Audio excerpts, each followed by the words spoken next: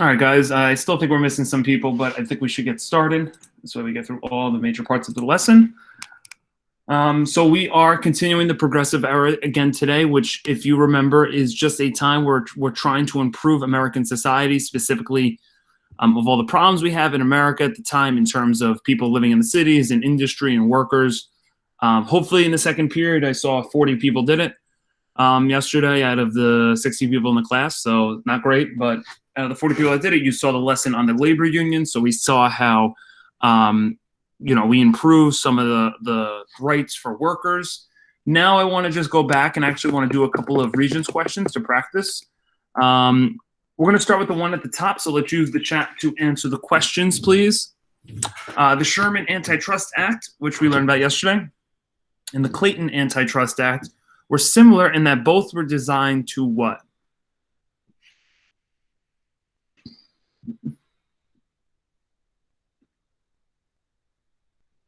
Not three. Good try. Three would be a good answer for labor unions, Rosemary.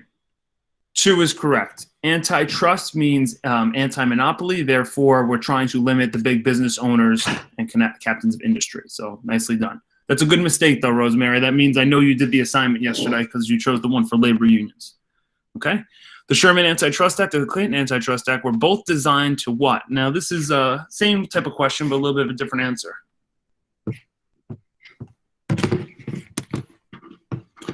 Also, Mohammed, I know definitely had done the work last year on labor unions. That would be correct for labor unions. That is not correct for these two laws. All right. Two is also the correct answer. Promote fair competition in business. Antitrust means anti-monopoly. Therefore, we're trying to break up those monopolies. And when you break up a monopoly, that means there's other people selling products, aka fair competition in business. So again, Mohammed is a kid I know that definitely did the assignment yesterday because you chose the correct answer for labor unions. With that being said, let's go do some labor union questions. Okay. Which factor most limited the growth of labor unions during the late 1800s? This is a tough question because you need to infer. All right, the one after this is a little bit easier. But why was it tough to be a part of a labor union prior to the late 1800s? This is a very tough question. Probably have to use process of elimination.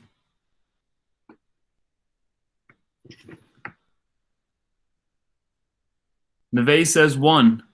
Neve's correct. Okay, that is a tough question, and I'll explain why. Basically, if back in American history, before labor unions, if you were unhappy with your job, the boss just fired you. If you weren't happy with your pay, if you were unhappy with something, you went to the boss, there's a good chance they fired you. Please remember that immigrants were coming in at this time, so many employers were more than willing to fire someone because they had a lot of workers available to them. So you kind of had to go along to get along, as the saying goes. This is prior to labor unions. The problem is a employer is another word for a boss. Correct, Rosemary. That's why if you want to get something done, you have to do it together. Okay, and that's why, if you want to go on strike, that is a kind of good way to do it, though, you're not going to get paid throughout that time. That is kind of a good way to do it. Okay, nice job. All right, one similarity between the actions of Samuel Gompers and Cesar Chavez is that both leaders what?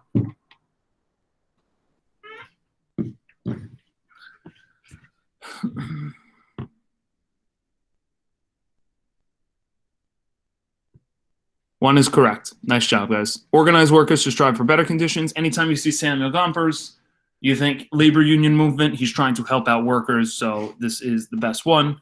So one is the correct answer. Okay, so the focus question for today is we're going to look at the problems for housing. Okay, there's some serious problem in housing and I would call it urban life throughout this time. So we're going to focus on the problems at this point. I think this is something that we didn't mention prior to this lesson, but I think it's something you guys are just very well aware of. I think you realize that, whether you live in certain areas of the Bronx, that there are some better areas in terms of housing. You have, obviously, you guys know what the projects are. All right. Some project homes are fine, and then some project homes are not so good. All right. And we'll kind of look at basically how are people living in these crowded cities before skyscrapers and large buildings. Okay. So I want to bring you to a photo that we worked on before we started reviewing for the midterm. Okay, oh my God, it's further back than I thought. Okay, it was this photo. Before skyscrapers, okay, how were people living in 1880, 1890, before we had these skyscrapers? Picture having this same amount of people in 1920 as you do in 1880, but you don't have these large buildings, okay, large skyscrapers. So if you live in a apartment building right now, one of those high-rise apartment buildings, it's probably 4 or 5 floors, 6 floors, a lot of rooms, a lot of buildings. It goes high to the sky. But in 1890, you didn't have that. You did not have that. You didn't have skyscrapers because they didn't have the ability to build skyscrapers just yet. Okay, so what's going on in the late 1800s in the cities where people are living?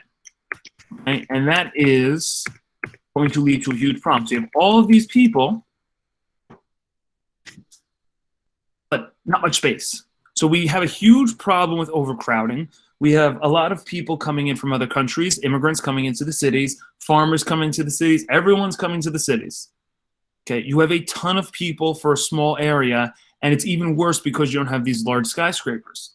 So people that were poor in the city often lived in these houses called tenements. Tenements consisted of people that were poor, also consisted of people that were of immigrant descent. Okay, many of them didn't speak English, many of them didn't have much money, so they were kind of forced to live in these tenements.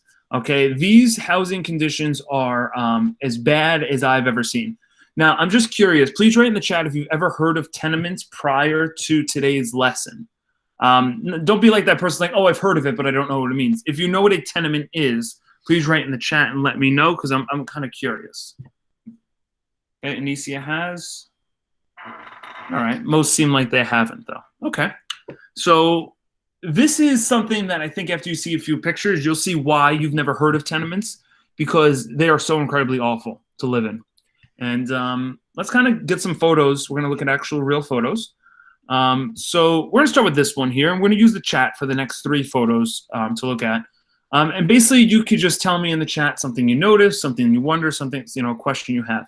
This is a photo of a tenement room. This is a photo of a tenement room. Okay. So what are some things that you notice about this tenement room? What are some things that you can kind of infer? This is an actual photo taking place of a tenement. Okay, it's very small. I would definitely agree with that statement. Okay, people are very crowded in there. I think you count. If you look correctly, you got 1, 2, 3, 4, 5 in this bed, 6, 7, and there's this 8th guy here. You can see his feet. Basically a small room. Everyone's crowded. Yes. Okay, it is dirty. It is very dirty because you could tell, even though it's black and white, you could tell these are dirty floors. This is a dirty area over here. The walls, okay, these are white walls, dirty, kind of broken down. Things are all over the place. Okay. So you may say, okay, well, Mr. Panio, if people are really poor and they need a free place to live in, it's better than nothing. You're right. Except this wasn't free. This costs money. This is like paying rent in an apartment that you live in. There was no space, and we had way too many people, and there's no skyscrapers, so everyone crammed into these small tenement rooms. Okay? How does that cost money? Yeah, well, there's a landlord, and you have to pay rent. Okay, it's not free. It's not like a shelter, where they will house you for free for a certain period of time. This was not free. Everyone here in this photo paid money for the place. Okay? It wasn't expensive, but it cost money. There was a rent to it. Okay? How much would it be in today's money? I couldn't really say. Probably $600-700 a month. All right, something just to survive in, but definitely not something to make a huge living off of. All right, let's try this one here. All right, what can you infer? This is a little bit of a larger room, but what are some things you notice about this photograph?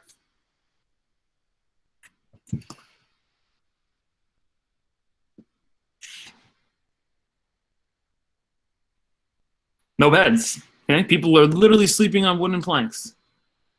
Might as well live in a box. Yeah. Good. Okay, so I think in the last one time someone said there was no ventilation. That's correct. There's also no windows. That is a problem. There's some furniture. Okay, they're sleeping on newspapers. Yep. using their blankets. There's no blankets though, but they are sleeping on newspapers. Also kind of a dirty room. And now in, excuse me, this photograph to me, when I'm inferring, kind of looks like they're really cold. They're all wearing blankets. They all are kind of covered, underneath the covers here. Here is the opposite. Here it looks like they're almost very sweaty because they're near a furnace. Now, I'm not a fire commissioner, and I'm not someone who knows fires very well, but I can't think this is too safe. To have a furnace with all this wood so close to it seems like a little bit of a fire hazard to me, but I'm not an expert. And look at their feet. They're all barefoot, which I guess if you're living at home isn't too much of a surprise, but you could see the dirt on their feet. Okay? Now, one thing you probably would not guess or understand is these are all different families. So I think you can kind of see it more here. This right here, I just know a little bit about the photo. This here, if you follow my mouse at the top of the bed, is an Italian immigrant. Okay? These two people here to the bottom right and the center here to the bottom right are Italian immigrants. You wouldn't be able to tell it here, but these two people are Irish and German immigrants towards the bottom. So you have different groups of people, some of which don't even speak the same language, all living together in the same room. These are not family members. These are different people from different families, literally just trying to have a place to sleep and survive. All right? And I think it goes without saying, when you cram this amount of people into a small room, people are going to get sick. Because if one of these people here gets sick, everyone's getting sick. All right? And this is very similar to the problem we saw with the filth yesterday. This is a filthy, filthy place to live. Okay, and this is not a way for people to live when people are, sleeping on doors and wooden planks and newspapers, obviously. So there was a huge difference between the rich people and the poor people. Did they have masks at the time? They actually did have masks at the time, especially in like the early 1900s when the Spanish flu takes place. They have the masks, but when there's no pandemic going on, people aren't wearing masks, so people just live their lives. I think they broke a window here to get, yeah, it's possible. It's certainly possible. Okay. This is obviously a very sad photograph. You didn't see kids in any of the photographs. Now, obviously the kids would go in to sleep, but this is obviously just a horrific photo. Okay. We have 3 young, small children, look like they're friends. Look like they're cuddling up together almost to clearly stay as warm as possible. They look like they're very cold. Again, feet, no shoes, no sneakers. So the way the poor people were living in these cities were like very inhumane, and it's something that needed to be fixed. We can't have people, especially paying money to live in this situation. People shouldn't live in this situation for free, let alone pay money to live in this situation. All right, so if you were living in a tenement at the time, you were literally just trying to scrape anything together to survive and try and get out of that tenement. But so many people, because there were so many people in the city, they had to kind of all cram together. So I want to show you one last thing. I want to see if I just pull it up on the Google quick. I'm not sure.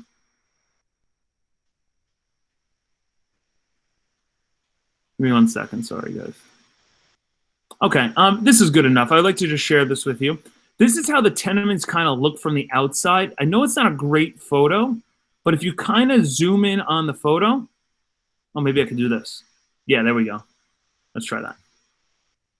Okay, so if you kind of look at the photo, you notice how they're not particularly very tall. Okay, they're about 3 or 4 floors. Okay, they're not like a big skyscraper. And what do you notice about the tenements? They're literally blocks of houses. There's absolutely no space. Okay, they're literally blocks of houses. Just any bit of space you could find in the city, they're going to try and construct a house right next to another. And they're going to have hundreds of thousands of people living in these blocks of houses. All right, this would be on the Lower East Side of Manhattan, if you guys know where that is. This is kind of what it looked like, okay, where I'm looking at my apartment now, okay, the place I'm living in, I can see space in between my houses, okay, in between our apartments. It's pretty straightforward. If you walk through the Bronx, you'll see space between some of the houses, okay? There was none of that back then, okay? So with that being said, okay, we have one slide we have to copy down for today. Not too bad. Okay. Oh my God, I had the photo here. I forgot. But yeah, you guys got it.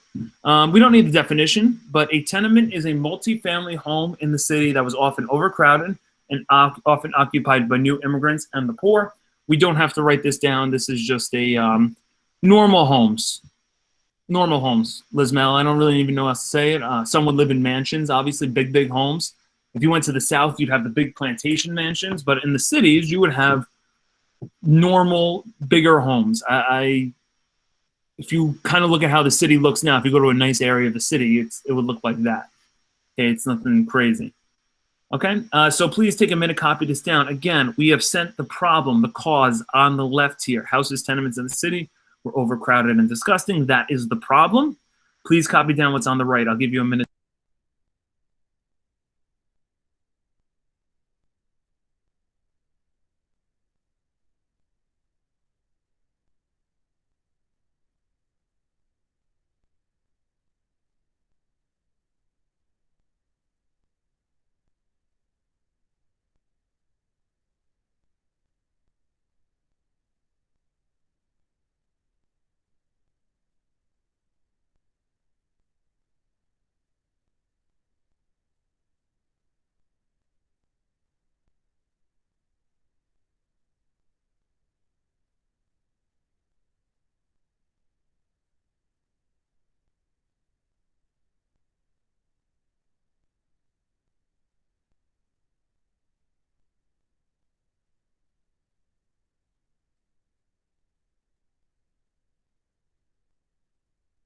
Okay, so the person that took these photos, okay, we're using our vocabulary here. The person that took those photos is a guy by the name of Jacob Riis, R-I-I-S. It's a little bit of a weird spelling for Reese, but that is how you spell it. He is an immigrant from Denmark, a Danish immigrant, and he is the guy who took these photos. That is all Jacob Riis. He took all of those photos. Okay, and what he is a muckraker. Okay, he's someone who was a little bit wealthy. He had made some good money, but he came from the slums. He was originally poor in the United States and made his way out of the slums. So he knew all about how city life and how tenements were horrific. And he has a goal. His goal is actually kind of in the name of his book. He writes a book called How the Other Half Lives. And a lot of what the book is a lot of those photos that you saw, along with stories from some of the people from the poor. Very good book. Okay, very good book in American history. Definitely in the top 10. Definitely one you need to know. Okay, I don't know if I put it on the same level as Common Sense, you know, Uncle Tom's Cabin, but definitely very influential. And what he did was he went around to the cities. He's like, I could write about this in the book, but nothing will do more justice than just showing the photos of how the poor people in the city live. Now, here's the honest truth. Many people who are rich, and even many people in the government, were simply unaware of how these people were living. Okay? Like, you guys may very well be aware of some horrific things happening in the world, right? There could be children starving. Okay? You'd have children that are being abducted and kidnapped, right? That's a horrible, horrible thing. You could have stories of people, committing genocide. There are these things that you're probably aware of, okay? But until you really are shown and exposed to it, many people don't become wanting to change it too much. It's like you're aware of all of these bad things that happen, but sometimes it takes certain events for things to be something that people really want to change. So many rich people and many of the government kind of understood that the poor people who were living in the city weren't living that well. But the photos were meant to expose the problem to everyone. And what he would do is he'd go around to places in the city. He would show, he'd have like a movie, basically, like a slideshow of the pictures, and then read his book to the people. And many people got very, very upset. Kind of had the same feelings as you guys just had while looking at the photos. Okay. And here's how things change in the country usually. If people aren't upset about it, it usually doesn't lead to a big change. It takes people to usually get upset and to ask for change and want change for really the government to step in and stop things. And that's kind of what happens. People read Jacob Riis's books for a few years, and they saw all the problems of the poor people in the cities, and they wanted to change that. And here's how they do that. They need to pass a federal law. Okay, so we have the Tenement House Act of 1901. This is the muckraker Jacob Riis exposing the problem and the government now passing a law to fix the problem. This is all how it goes in the progressive era. All right, so it banned construction of tenements and ensured that all buildings had a couple of things. So number one, why you haven't heard of tenements for the most part, unless it was in some historical circumstance, is that tenements don't exist anymore. Okay, no one lives in a tenement. No one really knows what a tenement is because they were banned. Okay, after 1901, you weren't allowed to construct any new ones, and by 1915, 1920, all of them are torn down. Okay, they don't exist anymore. They're replaced with better buildings. So how do you make a building better? Well, number one, you make sure that every single building has a ventilation system. We know with COVID how important that is to buildings to make sure people aren't getting sick. But it's very basic things. Okay, so right now I'm in my house right now. I have a window. Okay, I have a window. Okay, the window is there not necessarily to see to the outside world, which is nice. Okay, the window is there for me to open and close it. Okay, for ventilation. Therefore, bad and not clean air gets taken out, and clean air, fresh air gets brought in. If you've ever noticed, I want you, next time you're in a room without a window, you should look around. You should find a vent somewhere. Many people live in apartments that have bathrooms that don't have a window. What will they have? They'll have a vent. Because you want to take the dirty air from the bathroom and bring it to outside and bring some clean air in. Every single building should have a window or a vent in every single room. That is to keep people healthy, okay? And that is something even pre-COVID, which is really important, okay? Indoor plumbing. Every single building now will have at least one bathroom. Do you know where people in the tenements used to use the bathroom? Oh, we can be a little bit disgusting. Go ahead. Take a guess. Where would people in tenements use the bathroom? The floor, the bucket, corner of a room, on the floor, outside. Liz Mel's correct, outside. You're expected to use the bathroom outside. Now, I'm looking outside my window right now. All I see is white snow. It seems like a little bit of an issue. Okay, I'm not really feeling like I want to go outside to use the bathroom. All right, so you had to go outside. There were these things called outhouses that would be often found. You can use the bathroom out there. Many people just went and peed or used the bathroom outside. So, yeah, not the most cleanly thing. Okay, not the most cleanly thing. And this just adds to the further filth of the city. So that's not something we want to do. Every single building now has toilets. Okay, this is all cause of the Tenement House Act. Okay, and ventilation system. It also adds to fire safeguards. There are some fire safeguards. Some people only have bathrooms outside. Correct. Again, Tiana, that is correct. I'm going to hold off on the fire safeguards because we have a separate lesson that we're learning, I think, next week on fire safeguards and changes from the progressive era. So let's just hold off on that one now. I'm sure you wrote it down, which is fun. All right, that's going to leave the last 20 minutes of class going to be working on the web quest, which I think if you guys work hard, you really should get it done without much of a problem. So let's share this tab here. See me throwing shade at you guys. I see everyone period 5, not period 4, period 5. I still saw a few of you. It's okay. All right. All right, so let's click on this Tenement web quest. Yes, Aura. Stealing my thunder. Correct. I'm not sure if you know that from the textbook or if you know that from just knowing history, but yes, that is what we'll be focusing on in a little bit. Okay, but that is a separate lesson for that. Okay. So I don't know why. I'm going to post this in the chat here. Some kids have had problems with the link. All right. So if you click on the link, sometimes it takes you to this, and I'll show you what I mean. Sometimes it takes you right to this. It looks like this. You're on the correct spot. If it says Tenements, you're good. But then sometimes some people click on it, and it goes to just immigration. Let's see if it comes up. It looks like this. If you get the one that says immigration, you need to scroll down until you find Tenements and then click on Tenements. All right, because that is our focus. I don't know why I can't seem to figure it out, but it always seems like 3 or 4 students that like don't get, they open up the link and they go to the base homepage of immigration, which I don't want. Okay, so please make sure you're on the one that says Tenements. Okay, Very basic stuff. I've given this assignment to my normal 8th graders. They seem to do perfectly fine with it. If you follow along with the correct names of the paragraphs, the introduction, the rise of tenement housing, it's all in the reading. All questions can be found in the reading. And then obviously finish with number 10, which is a little bit of a tougher question. All right. Yeah, hang here for a little bit because there may be a Regents question we need to do, but you guys are working on this for the rest of the period. Please let me know if you have any questions.